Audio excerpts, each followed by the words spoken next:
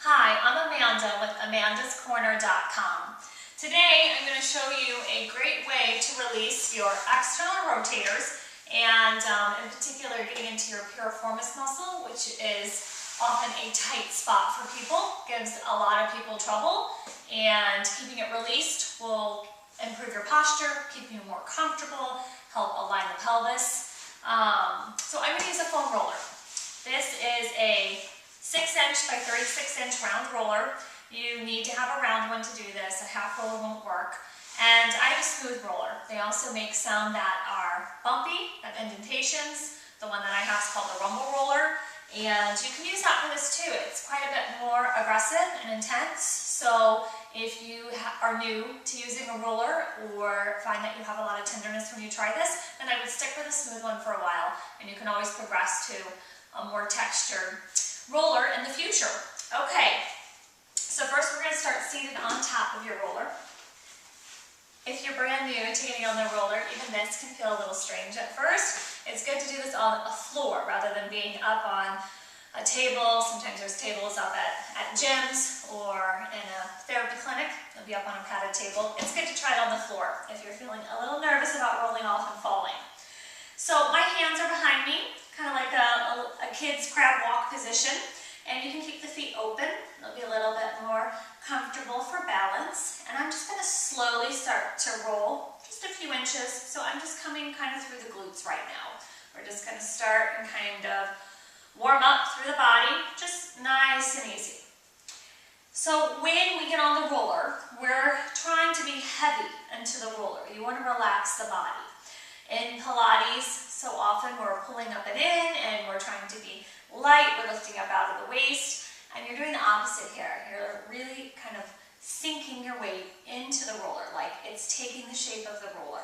So as you're just going through the glutes, kind of maybe starting to work up into the low back a little bit, if you feel a tender spot, you want to sit there. You want to hold it and you want to breathe and try to relax. If it's a really tender spot, maybe you can only stand to stay there for a breath and then you move on and you come back if you can. Okay, so you can roll back and forth a little bit. We never want to roll the body out like you're rolling out bread or pizza dough, okay? You're gentle. You're just looking for those tight spots. All right, so after you've done this a little bit, you can do it to the side. You can tilt a little bit and come up along the side of the sacrum. And perhaps up into the SI joint and the low back. Feels really good. But not always. Sometimes when you start, it's quite painful. I definitely have seen more than my fair share of people cry when they're doing this or need a towel to bite down on so they don't scream. And if that's the case, then just a little bit at a time, and work with it and it will get easier. Okay, so there's a tight spot for me, so I would hold and breathe here.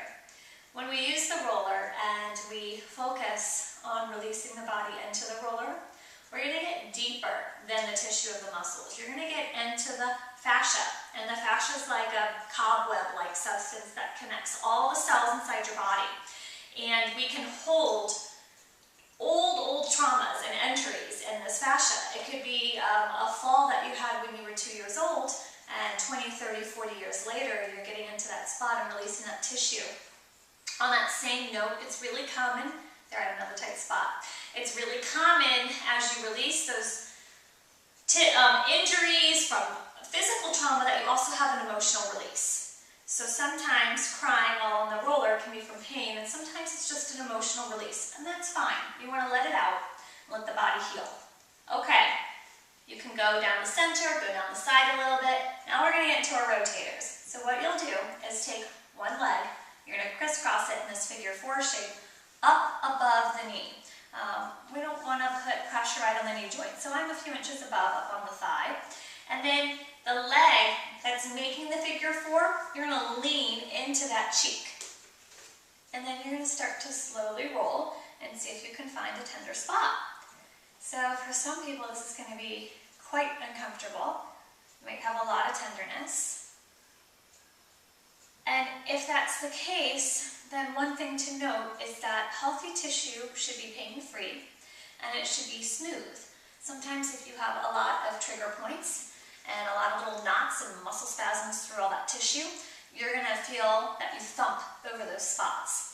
And once you get them worked out, that tissue is going to be a lot smoother. So fortunately, I don't have too many terrible spots through here. There's a tight one. So I would breathe here. If it were really, really bad, I'd stay a little bit, come back to it. Maybe I can stay a little longer. Okay, so then, if you're able to, you're going to take your opposite hand of the leg that's making the figure 4. You're going to release it from the floor.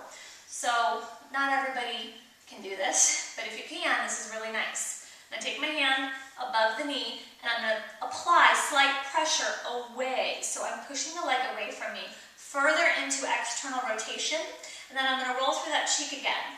So I will get, with this new angle, I'm going to get into some different spots. So if you aren't feeling much when you're just doing it plain, perhaps pushing open will get into some good areas for you. You can also take that hand and then pull the knee towards your opposite shoulder so you're bringing that hip into internal rotation. This is always my hardest one. Right there. So you breathe. You try not to tense up too much, which can be tough if it's really tender. And again, just to make sure you're not being aggressive, you want to take your time with it. You don't want to be in a hurry. So rolling and working on the foam roller is something you can do every day. It's very beneficial because you are breaking up stuff and literally clearing out toxins.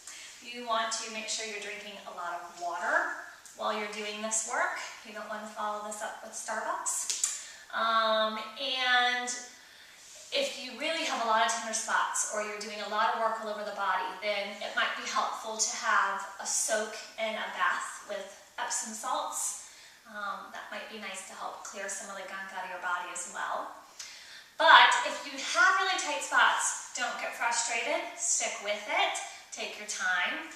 And this is not a no pain, no gain. You might have some tenderness and you breathe through it, but listen to your body and don't force more than your body can handle.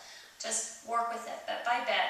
It will get better. If you have excruciating spots, it might take weeks or months of working on those areas to really release them. If you have mild spots, you might work them out in a session or two. So it just depends how your body is when you start and how consistent you are doing it. You can just spend a few minutes going through that. You don't have to take an hour out of your day. And it feels really good and helps release the body. I definitely feel a difference. This cheek, even though I didn't have a lot of tight spots, feels a lot happier than this one right now. So if you have any questions, you can feel free to email me at amandascorner, CORENER@charter.net, and I will do my very best to answer your questions. And thank you so much for watching. Bye-bye.